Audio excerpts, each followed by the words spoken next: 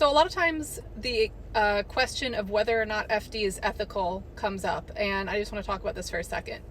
I never think it is worth it to sell your soul for money, or to do things that you're going to regret later in life. And for me personally, especially as somebody who worked in clubs as a dancer for about 5 years, I've never done anything to violate my personal beliefs and morals. And I think when you're doing FD, you should know what your limitations and boundaries are going to be before you start. Sometimes you may not be aware of things, and it'll come up as you go. And you need to really ask yourself if that's something that you feel right about doing or not. For me personally, I always encourage my subs and even my customers when I worked in clubs to do the right thing.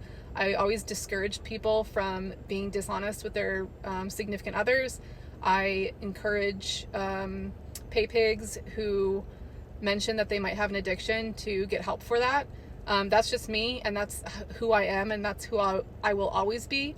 And maybe that's not for some people, because there are some quinks that where people get off on doing things that are what I would consider very immoral, and I don't participate in those quinks. I go into detail about them in my video course, what they are and why I don't recommend them. To each his own, if people want to participate in those. But for me personally, I'm always going to operate within my beliefs and my values, because that's who I am and that's what's important to me.